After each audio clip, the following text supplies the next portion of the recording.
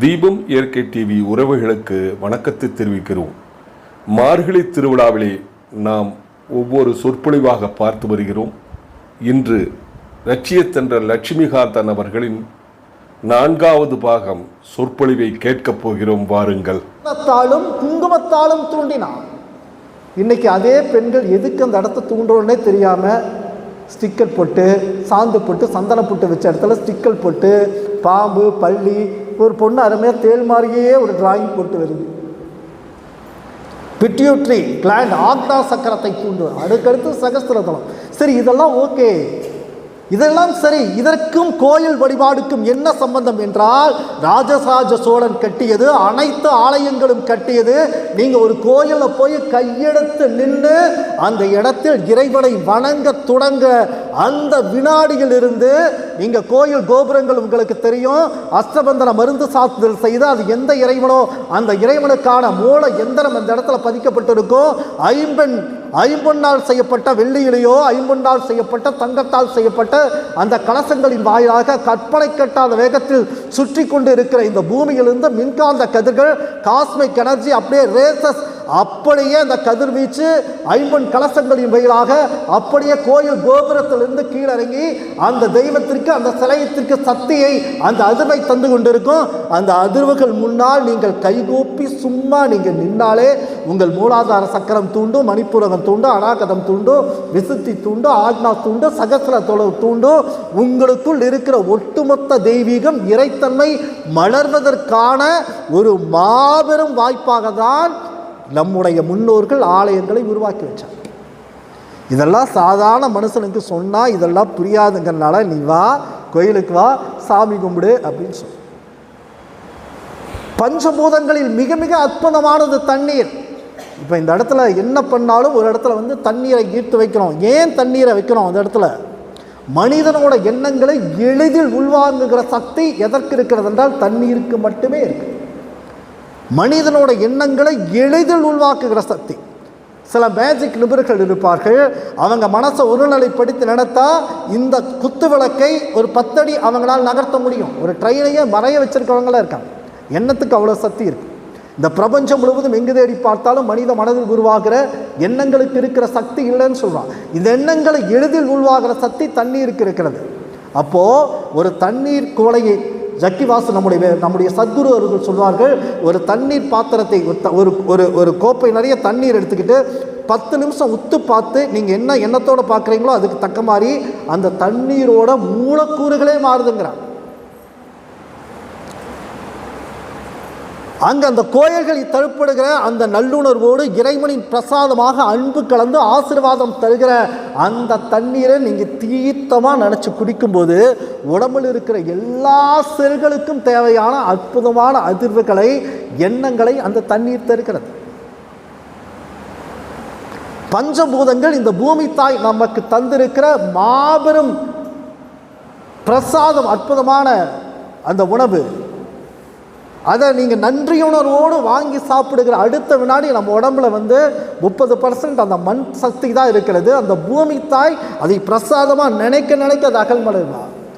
தமிழர்கள் மட்டும்தான் மாபெரும் விஞ்ஞான உண்மையை கண்டார்கள். புறத்தில் இருக்கிற எந்த ஒன்றை நீங்கள் ஆசீர்வதிக்கிறீர்களோ, புறத்தில் இருக்கிற எந்த ஒன்றை நீங்கள் வணங்குகிறீர்களோ, உள்ளே இருக்கிற அந்த ஒன்றும் தானாக தன்னை சரி செய்து கொள்ளும். உதாரணமாக நீங்கள் தண்ணீரை நன்றியுணர்வோடு நீங்கள் உட்கொண்டால் உள்ள நம்ம உடம்புல 70% தண்ணி தான் இருக்குது. இங்கே நிறைய பேர் சொல்லுவாங்க, ஐயோ பொறாம கண்ணு, அவன் என்னை பார்வை பார்த்தா பார், அன்னையிலேருந்தே என்ன நடக்குதுன்னு எனக்கு தெரில. கந்தஸ்ரீ எல்லாம் உண்மையா அப்படின்னு கேட்டிங்கன்னா 100% உண்மை. ஏன் உண்மை அப்படின்னா நம்ம உடம்புல 70% தண்ணீர் தான் இருக்குது. 70% நம்ம உடம்புல தண்ணீர் மட்டும்தான் இருக்குது. ஒரு மனிதனோட எண்ணங்களை எளிதில் இந்த தண்ணீர் உள்வாங்கும். உங்களை பார்த்த உடனே ஒருத்தர் மகாலட்சுமி மாதிரி இருக்கீங்கம்மா, நீங்கள் நல்லா இருக்கணும், மகராட்சி மாதிரி இருக்கணும்னா இந்த எண்ண உணர்வுகளை அடுத்த வினாடி நம் உடலே உட்கிரகிக்கும், அடுத்த வினாடி உள்ளெடுத்துக்கும். நான் நிறைய மாணவர்களுக்கு தன்னம்பிக்கை பயிற்சி வகுப்புகளுக்கெல்லாம் நிறைய போயிட்டுருக்கேன். உங்களுக்கெல்லாம் மிக நன்றாக தெரியும். ஒரு முறை பாவேரா சாமிகள் எனக்கு தீட்சை கொடுத்த ஒரு குருநாதர், அவர் ஒரு முறை என்னோட வருகை வந்திருந்தார். அவருக்கு இந்த மருந்துமலை பக்கத்தில் ஒரு இடம் ஒன்று அவர் வாங்கியிருக்காரு. அந்த இடத்தை எனக்கு காட்டுவதற்காக அழைச்சிட்டு போயிருந்தார். போயிட்டு இருக்கும்போது அடுத்த நாள் அவனாசிலிங்கம் பல்கலைக்கழகத்தில் எனக்கு ஒரு நிகழ்வு, ஒரு என்எஸ்எஸ் கேம்பில் பயிற்சி வகுப்பில் நான் பேசணும். திடீர்னு அவங்க என்ன சொன்னாங்க, அந்த பயிற்சியாளர் அன்றைய தினம் வர வேண்டியவங்க வரல, உங்களால் ஏதாவது இன்றைக்கி வர முடியுமான்னு கேட்பதற்காக எனக்கு அழைச்சிருந்தாங்க. அப்போ நான் என்னுடைய குருநாதரிடம் கேட்டேன், திடீர்னு ஒரு நிகழ்வு, என்னை பேச கூப்பிட்றாங்க, நீங்களும் என்னோட வர முடியுமான்னு கேட்டேன். அவர் சொன்னார், வரையா சீக்கிரம் முடிச்சிருவேன். நான் கண்டிப்பாக முடிச்சிருவேன் ஐயா, நீங்கள் வந்தீங்கன்னா சந்தோஷம். அது தொண்டாமுத்தூர் பக்கத்தில் இருக்கிற ராஜலட்சுமி திருமண மண்டபத்தில் நடந்து ஒரு 1000 மாணவிகள் அதில் கலந்துக்கிட்டேன். என் குருநாதர் எனக்கு தீட்சை வழங்கியவர் அமர்ந்திருக்கிறார். தீட்சை என்றால் உங்களுக்கு தெரியும், மந்திர தீட்சை இருக்குது, ஸ்பரிச தீட்சை இருக்குது, நயன தீட்சை இருக்கிறது. இந்த தீட்சைகள் நமக்குள் இருக்கிற இறைத்தன்மையை வெளிப்படைய செய்வதற்கு தகுந்த குருநாதர்களால் வழங்கப்படுகிற அந்த தீட்சைகள் நமக்குள்ள ஒரு உயிருள்ள விதையை விதைப்பதாக இருக்கும். அவர் என்னோட வருகை தந்திருந்தார். 2 மணி நேர நிகழ்வு. 2 மணி நேர நிகழ்வில் அந்த மாணவிகளுக்கு உரை வழங்குகிறேன். சிரிக்கிறாங்க, சந்தோஷப்படுறாங்க, ஆனந்தமாக இருக்குது. நிகழ்ச்சி முடியுது. அவர் நிகழ்ச்சி முடிஞ்சு என்னோட கிளம்பும்போது கேட்குறார், ஏன்பா இந்த மாதிரி நிகழ்ச்சிகளுக்கு நீ எவ்வளோ தொகை வாங்குவேன் அப்படின்னு கேட்குறாரு. சாமி, நான் பெரும்பாலும் தொகையெல்லாம் வாங்குறதில்ல, இது என்எஸ்எஸ் ப்ரோக்ராம், இதெல்லாம் சர்வீஸாக தான் பண்ணிகிட்ருக்கேன். ஓ அப்படியா, சரி, ஒருவேளை இதுக்கு நீங்கள் தொகை வாங்குறதானா எவ்வளோ வாங்குவேன் அப்படின்னு கேட்குறேன். நான் சொன்னேன், இதுக்கு தொகை வாங்குறதில்ல சாமி, நீங்கள் கம்பல் பண்ணி கேட்குறீங்க, இன்னும் நிஜமாக வாங்க, சும்மா சொல்லுப்பா எவ்வளோ வாங்குவேன். அவர் சொன்னார், நான் சொன்னேன் ஒரு 10,000 ரூபாய் இதுக்கெல்லாம் சன்மானமாக வாங்கினாங்க சாமி, ஆனால் நான் வாங்குறதில்ல. அவர் சொன்னார், நீ இன்று 1 கோடி ரூபாய் சம்பாதித்து விட்டார். அவர் என்ன சொன்னார்னா, நீ 1 கோடி ரூபாய் சம்பாதிச்சிட்ட. என்ன சாமி சொல்கிறீங்க அப்படின்னு. அவர் சொன்னார், ஒரு 1000 ஆத்மாக்கள், 1000 உயிர்கள் 2 மணி நேரம் உன்னை வெச்ச கண்ணு வாங்காமல் பார்த்துருக்கு. எப்படி பார்த்துருக்கு? அன்பாக பார்த்துருக்கு. அன்பாக உன்னை 2 மணி நேரம் பார்த்துருக்காங்க. 1000 உயிர்கள் அன்பாக உன்னை பார்த்துருக்கு. நீ சிரிக்க வச்ச சிரிச்சிருக்கு, அவ்வளவு மோட்டிவேட் பண்ணியிருக்க, அவ்வளோ சந்தோஷப்பட்டுருக்காங்க. 2 மணி நேரம் அன்பாக பார்த்துருக்காங்க. இது ஒரு 1 கோடி ரூபாய் வேல்யூ உள்ள ஒரு மிகப்பெரிய விஷயம். இவ்வளவு ஆத்மாக்கள் சந்தோஷமாக பார்ப்பது மாபெரும் பாக்கியம், புண்ணியம் முன்னார். இது உண்மை. நம்மளை சந்தோஷமாக பார்க்குற வாய்ப்பு அதே பெரிய விஷயம். ஆலயங்களுக்கு போனால் முதல்ல நமக்கு நல்ல பார்வை கிடைக்கும். நல்ல ஆத்மாக்களின் நல்ல பார்வை நமக்கு கிடைக்கும். அதனால்தான் சரியை கிரியை யோகம் ஞானத்தில் சரியை புற வழிபாட்டில் நம்முடைய தமிழர்கள் சைவ சமயம் முதலாவதாக வைத்தது. எத்தனையோ பக்தி நெறிகளை இன்னைக்கு ஆண்டாள் பற்றி சொல்லி, மார்கழி திருவிழாவில் ஆண்டாள் நாச்சியாரை சொல்லாமல் பக்தியில் யாரையும் சொல்லியிருக்க வாய்ப்பே இல்லை. நந்தனாரை சொல்லாமல் யாருமே பக்தி நெறியில் சொல்ல வாய்ப்பே இல்லை. இதெல்லாம் புற வழிபாட்டில் மகத்தான, ஆனால் நான் புற வழிபாட்டில் பக்தியில் உச்சத்தை தொட்ட ஒருவன் என்று சொன்னால் மகாகவி பாரதி சொல். பாரதிக்கு இணையான ஒரு பக்தியை நான் பார்த்ததே இல்லை. கண்ணனை இறைவனை தன் காதலியாக பார்த்தவன் கண்ணன், தன் தோழனாய் பார்த்தவன் கண்ணன், தன் குருவாய் பார்த்தவன் கண்ணன், தன்னுடைய அனைத்துமாய் பார்த்தவன் கண்ணன். நீங்கள் கடவுளை எதுவாகலாம் பார்த்துருக்க முடியும். தந்தையேன்னு கூப்பிடலாம், அப்பான்னு கூப்பிடலாம், குருவேன்னு கூப்பிடலாம். அவன் காதலியாக நினைச்சான். இது எல்லாவற்றிலும் விட இறைவனை தன்னுடைய சேவகனாக நினைத்தான், தன்னுடைய வேலையாளர். அப்போ எவ்வளவு பெரிய பேரன்பு மகாகவி பாரதிக்கு இருந்திருக்கும். அவ்வளவு படைப்பை எழுதுனான். அத்தனை படைப்பையும் எழுதிவிட்டு நீ என்னடா எப்படி எழுதுனன்னு கேட்டால், இந்த கவிதைகள் அனைத்தையும் காளி கொடுத்தாளுங்கிறான், பராசக்தி கொடுத்தா அப்படின்னு சொல்ல. அவன் தான் பக்தியின் மாபெரும் உச்சத்தை தொட்டவன். இது சரியின் ஒரு அடையாளம். இதற்கடுத்து கிரியை என்ற ஒரு வழி. எது கிரியை அப்படின்றால், இதெல்லாம் புற வழிபாடோ அக்க வழிபாட்டு.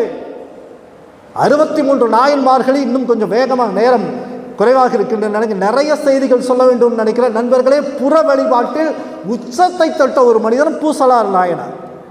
மனக்கோயிலில் மனதில் கோயில் கொண்டவர்.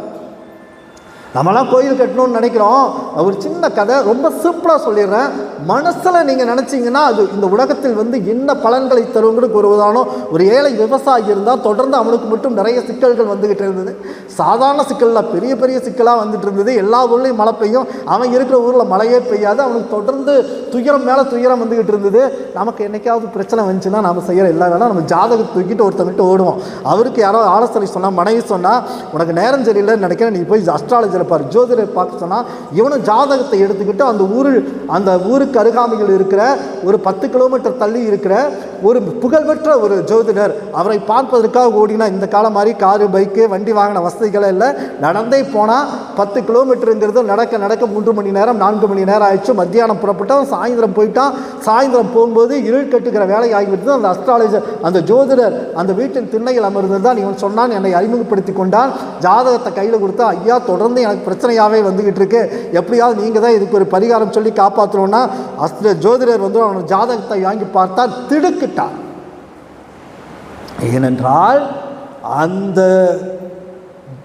மனிதனின், அந்த விவசாயியின் ஜாதகப்படி அவன் உயிரோடு இருப்பதற்கான வாய்ப்புகளே இல்லை. அதிகபட்சமாக இன்னைக்கு ஒரு நாள் தான் இருப்பான். இதை எப்படி சொல்ல முடியும்? இன்றைக்கி மிகப்பெரிய கண்டம் உனக்கு வர இருக்கிறது, நீ இன்று உயிர் போக போகிறாய், எப்படி அவன் சொல்லுவான்? கள்ளக்கமாயிட்டான், பதறிட்டான்.